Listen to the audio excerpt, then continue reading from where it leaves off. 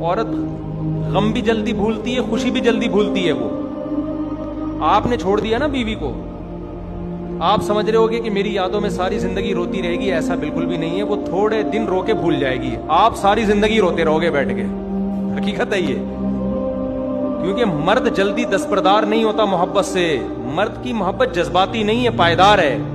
اللہ نے مرد کی طبیعت میں ٹھہراؤ رکھا ہے، عورت کی طبیعت میں جذبات رکھے ہیں۔ یہ بڑا فرق ہے دونوں کی نیچر کا، اور اس کے لیے ڈاکٹروں کی ریسرچ کی بھی ضرورت نہیں ہے، تو نظر آتی ہے نا۔ آج میڈیکل جو ماہر نفسیات ہیں نا گوروں کے، انہوں نے یہ بات، میرے پاس اس کے حوالے ہیں انہی کے ڈاکٹروں کے، جو لندن کے ڈاکٹر ہیں ماہر نفسیات کے۔ ساتھ میں نماز بیٹھے تھے تو آپ کی نظر پڑی تو ان کے ہاتھوں پر ہاتھ بڑے ہارڈ قسم، تو آپ نے کہا سعد تیرے ہاتھ ایسے کیوں؟ کہ یا رسول اللہ بچوں کے لیے مزدوری کرتا ہوں، تو مزدوری کرتے کرتے میرے ہاتھ ایسے ہو گئے۔ تو اب دیکھنا میرے نبی نے کیا کیا، آپ نے سعد کا ہاتھ یہاں سے پکڑ کے اور یوں اس کو چوما، اور پھر فرمایا بچوں کو حلال کھلاتے ہوئے جو ہاتھ ایسے ہو جاتا ہے اس پہ دوزخ کی آگ حرام ہو جاتی ہے۔ ایک صحابی آیا، یا رسول اللہ مجھے موت سے ڈر لگتا ہے۔ آپ نے فرمایا تیرے پاس کوئی پیسے ہیں؟ کہ جی ہیں۔ کہا وہ اللہ کے نام پہ خرچ کر دے، موت کا ڈر نکل جائے گا کہ جہاں آدمی کا مال جاتا ہے وہیں اس کا دل بھی چلا جاتا ہے۔ کچھ لوگ ہیں جن کے بارے میں اللہ کہتا میرے کچھ بندے ایسے ہیں، کبھی نیکی بھی کر لیتے ہیں، کبھی گناہ بھی کر لیتے ہیں، کبھی بڑے نمازی بن جاتے ہیں، کبھی مسجد کا راستہ ہی بھول جاتے ہیں۔ یہ اللہ تعالیٰ قرآن میں خود بتا رہا ہے۔ اور کچھ بندے ایسے ہیں جنہوں نے جب سے آنکھ کھولی ہے اس دن سے لے کر آج تک ایک کام اللہ کو راضی کرنے والا نہیں کیا۔ کس محبت سے اللہ نے ان لوگوں کو پکارا ہے، میرے بندو۔ اللہ کو کہنا تھا اوے نافرمانو، میرا رب تو بے نیاز ہے، اس سے ہماری کیا ضرورت ہے، سارے آسمان سجدے سے بھرے پڑے ہیں، ایک دفعہ بھی مجھے خوش کرنے کا کام نہیں کیا، آ جاؤ تم بھی میرے ہی ہو۔ اللہ نے ایسے بائیں پھیلا دی اپنی رحمت کی۔ اللہ کیا کہہ رہا ہے، اگر ان میرے نافرمانوں کو پتہ چل جائے نا میں ان سے کتنا پیار کرتا ہوں، ان کے کلیجے پھٹ جائیں۔ جب نافرمانوں سے اتنا پیار کرتا ہوں تو فرمان برداروں سے کتنا کرتا ہوں۔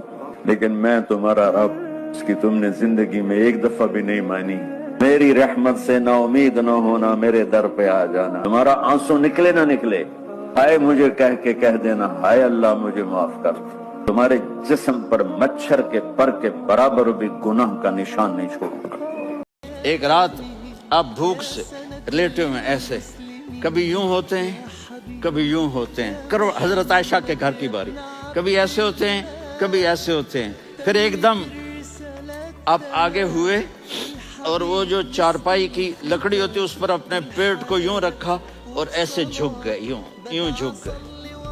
حضرت عائشہ بے قرار ہو کے کھڑی ہو بیٹھ گئے، یا رسول اللہ یہ آپ کیا کر رہے ہیں، یہ کیا کر رہے ہیں، کیا کر رہے تھے؟ معدے کو کٹھا کر رہے تھے، بھوک کی شدت۔ فرمایا عائشہ بھوک بڑی، عائشہ بھوک بڑی،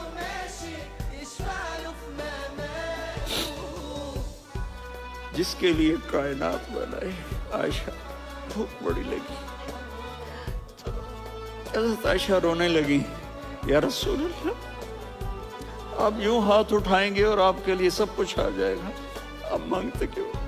کہا عائشہ مجھ سے پہلے میرے بھائی انبیاء اسی فاقے میں گئے، میں بھی اسی فاقے میں اپنے رب سے ملاقات کروں گا۔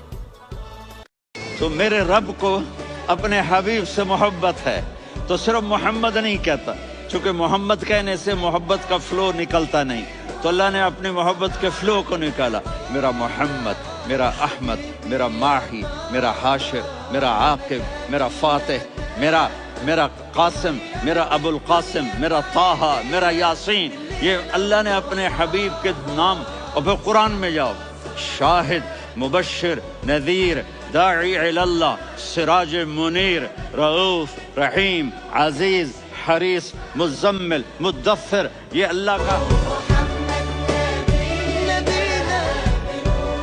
کیونکہ میرے نبی کا فرمان ہے جب دو مسلمان آپس میں لڑ پڑیں اور بات نہ کریں تو اللہ ان کے سارے عمل مردود کر دیتا، کہتا جب تک یہ صلح نہیں کریں گے ان کا کوئی عمل قبول نہیں ہے۔ تو اپنے دل پہ پتھر رکھو, معاف کرو, خود جا کے معافی مانگو. اللہ کی قسم میرے نبی کا فرمان ہے, معاف کرنے سے عزت گھٹے تو مجھ سے لے لو. ابراہیم علیہ السلام کا مہمان ہے. پہلے آدمی ابراہیم ہے جو مہمان کے بغیر کھانا نہیں کھاتے. پہلے مہمان نوازی کی ایسی بنیاد رکھی. مہمان آیا, کھانا رکھا, میں نے لقمہ توڑا اور منہ میں ڈال لیا. ابراہیم علیہ السلام نے فرمایا یار بسم اللہ تو پڑھ لے. وہ کہنے لگا میں تو اللہ کو جانتا نہیں, کس کو پڑھوں. تو ابراہیم علیہ السلام نے اس کے آگے سے کھانا اٹھایا, کہا نکل جا, میں اللہ کے منکر کو کھانا نہیں کھلاتا. وہ اٹھ کے دروازے تک نہیں پہنچا کہ جبریل آ گیا. واہ میرے رب, واہ میرے رب, تو ایسا مہربان. لوگوں نے تجھے کیا سمجھ لی. کس کو تنبیہ کی جا رہی؟ خلیل اللہ, 4000 نبیوں کے باپ کو تنبیہ کی جا رہی کہ ابراہیم منکر تو وہ میرا تھا. 70 سال سے میں نے روٹی بند نہیں کی, تو کون تھا روٹی اس کے آگے سے اٹھانے والا؟ یہ تو میرا اس کا معاملہ ہے کہ وہ مجھے نہیں مانتا. تیرے پاس تو مہمان بنا کے بھیجا, بولو اسے کھانا کھلاؤ, یہ اللہ مشرک کے لیے ہے. تو ابراہیم علیہ السلام کی دوڑ لگوا دیو, بھائی آجا آجا آجا آجا, میرے اللہ نے تو مجھے ڈانٹ دیا تیری خاطر, آؤ. انہوں نے کہا, وہ کہنے لگا بھائی ابراہیم تیرا رب بڑا زبردست ہے, میں اسے مانتا بھی نہیں پھر بھی میری سفارشیں کرتا ہے, چل مجھے اس کا کلمہ ہی پڑھا دے, ایمان بھی نصیب ہو گیا. میرے نبی نے فرمایا بنی اسرائیل میں ایک عورت تھی, اس کا جھونپڑا تھا, بادشاہ نے محل وسیع کیا, جھونپڑا اس میں آ رہا تھا, انہوں نے کہا گرا دو. وہ اماں تھی نہیں, واپس آئی تو اس کا جھونپڑا ملبے کا ڈھیر تھا. وہ کہنے لگی یہ میرے گھر کو کس نے گرایا ہے؟ لوگوں نے کہا یہ بادشاہ نے حکم دیا گرا دیا ہے. تو اس نے ملبے کے ڈھیر پر یوں کہا, میرے رب میں تو موجود نہیں تھی, تو تو موجود تھا. میں تو موجود نہیں تھی, تو موجود تھا. بس ایک بول. تو وہیں کھڑے کھڑے اللہ نے اس بادشاہ کو اس کے محل سمیت زمین میں دھسا دیا. ایک دھماکے کے ساتھ زمین پھٹی اور بادشاہ اپنے لشکر سمیت محل سمیت زمین کا نوالا بن گیا. یہ اللہ ہے. یا رسول اللہ میرے لیے دعا تو کریں. کہہ رہی یا رسول اللہ میرے لیے دعا تو کریں. تو آپ نے کہا اللہم اغفر لعائشہ ما تقدم من ذنبها وما تأخر وما اسرت وما اعلنت. یا اللہ عائشہ کے اگلے پچھلے گناہ معاف فرما, جو چھپ کے کیے جو کھل کے کیے معاف فرما. حضرت عائشہ اتنی خوش ہوئی کہ زمین پہ لیٹ گئی, اور کبھی یوں ہوں کبھی یوں ہوں. آپ نے کہا عائشہ کیا ہوا؟ کہ یا رسول اللہ میں خوش ہو رہی ہوں, آپ نے اتنی بڑی دعا مجھے دی ہے. اے یا رسول اللہ ہم نے کیا کر دیا؟ آپ نے فرمایا عائشہ یہ دعا میں اپنی امت کے لیے روزانہ مانگتا ہوں. تو سب سے محبوب بیگم ہے تیرے کہنے پر, لیکن اپنی امت کی آنے والی نسلوں تک کے لیے میں روزانہ اللہ سے یہ دعا مانگتا ہوں. جنت کی عورت یہ فنگر ٹپ کو ایسے سورج کو دکھا دے, یہ پچھلوں کو نظر بھی نہیں آ رہا ہوگا میرا یہ پورا. تو میرے نبی نے فرمایا اتنا اگر حصہ سورج کو دکھا دے تو سورج اس کے سامنے نظر نہیں آئے گا اس کے اس نور کی وجہ سے. کہ چہرہ کیسا ہوگا, اور آسمان پہ بیٹھ کے ایسے دیکھے دنیا والوں کو تو سارے انسانوں کے کلیجے پھٹ جائیں گے اس کے حسن اور خوبصورتی کی وجہ سے. اور اس کا قد 130 فٹ ہے, اور ایک جوڑا نہیں پہنتی, 100 جوڑے پہنتی ہے. 100 جنت کے کپڑے نور سے بنے ہوئے ہیں, نور کا وزن کوئی نہیں ہوتا. اللہ نور کو دھاگے میں بدلے گا اور اس سے کپڑا بنائے گا, اور وہ کپڑے پہنائے گا. 100 پہنے 1000 پہنے, بوجھ نہیں ہوگا. اور اس کا جو فراق ہوگا لہنگا, جب وہ چلے گی تو 3 میل کے دائرے میں گھومے گا, 3 میل کے دائرے میں.